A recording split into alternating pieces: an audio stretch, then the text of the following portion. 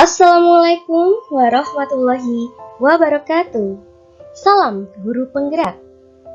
Perkenalkan, saya Ika Ovita, calon guru penggerak Angkatan 6 Kabupaten Wonosobo. Unit kerja saya di SD Negeri 2 Suroyudan.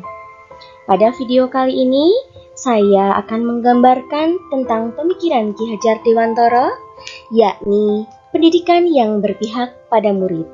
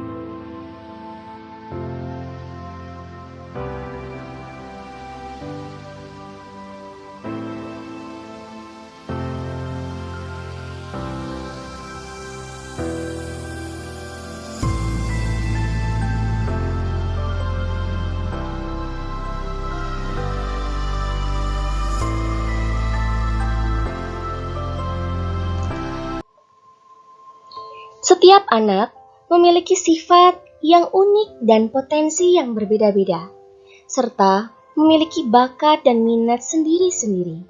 Sehingga kita sebagai pendidik harus mampu memaksimalkan potensi yang dimiliki oleh peserta didik.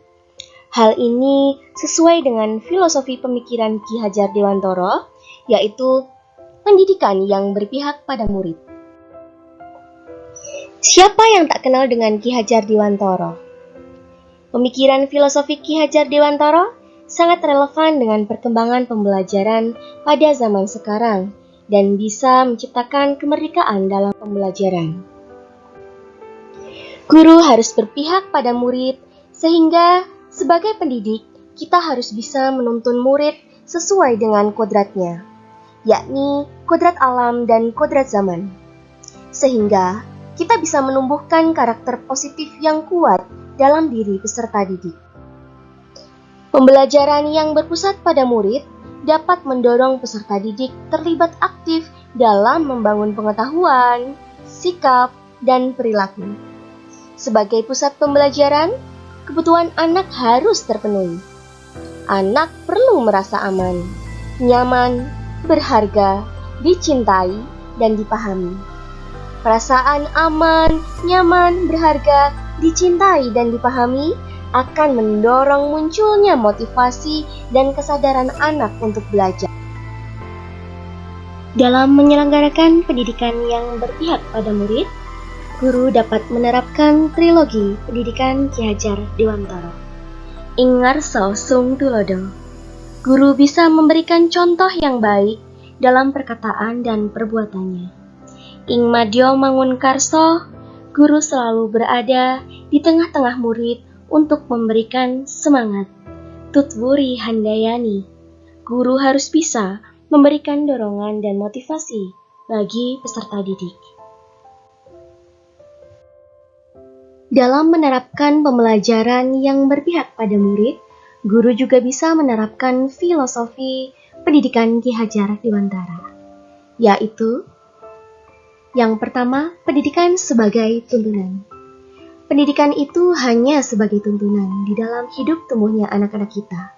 Artinya, bahwa hidup tumbuhnya anak terletak di luar kecakapan atau kehendak kita sebagai pendidik. Ki Hajar Dewantara menjelaskan bahwa pendidikan itu menuntun segala kodrat yang ada pada anak-anak, agar mereka dapat mencapai keselamatan dan kebahagiaan yang setinggi-tingginya, baik sebagai manusia maupun sebagai anggota masyarakat. Yang kedua adalah kodrat alam dan kodrat zaman. Pendidikan anak sejatinya menuntun anak mencapai kekuatan kodratnya sesuai dengan alam dan zaman. Yang ketiga, guru ibarat petani. Guru ibarat petani yang menyiapkan lahan, memupuk, mengairi, dan membersihkan hama agar bibit tumbuhan bisa tumbuh subur, berbunga, dan berbuah manis. Selanjutnya, prinsip bukaan tabula rasa. Pendidikan bertujuan untuk menuntun anak menebalkan garis samar-samar agar dapat memperbaiki lakunya untuk menjadi manusia seutuhnya. Budi pekerti merupakan keselarasan hidup antara cipta, rasa, karsa, dan karya. Budi pekerti melatih anak untuk memilih kesadaran diri yang utuh untuk menjadi dirinya dan kemerdekaan orang lain. Kemudian yang terakhir adalah berhamba pada anak. Bahwa pendidikan yang menghamba pada anak menekankan pada minat, kebutuhan, dan kemampuan individu. Menghadirkan model dan metode pembelajaran yang menggali motivasi untuk membangun kebiasaan anak menjadi pembelajar sejati yang merdeka. Untuk mencapai tujuan pendidikan, berbagai program telah kami laksanakan di sekolah. Guru sebagai pamong menuntun dan mengarahkan peserta didik sesuai dengan minat dan bakat melalui kegiatan literasi, pembiasaan disiplin positif, dan kegiatan ekstra kurikuler. Dalam kegiatan pembelajaran, saya juga merancang kegiatan yang menarik dengan menggunakan metode dan media pembelajaran yang bervariasi, serta mendorong siswa aktif.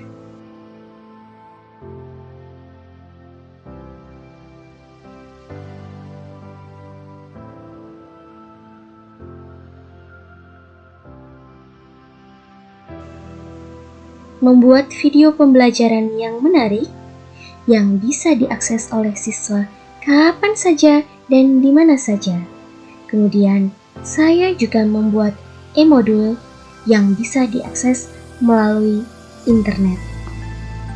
Dalam menerapkan pendidikan yang berpihak pada anak, pasti terdapat tantangan yang dihadapi oleh pendidik. Antara lain, kurangnya kompetensi diri, faktor dari peserta didik, maupun minimnya fasilitas pendukung. Solusi untuk mengatasi tantangan ini antara lain, saya mengupdate kompetensi dengan mengikuti pelatihan dan BIMTEK, serta semangat mengikuti pendidikan calon guru penggerak. Pergi ke kota membeli tas, disimpan dalam peti kemas. Jadilah pendidik yang berkualitas untuk mencetak generasi emas.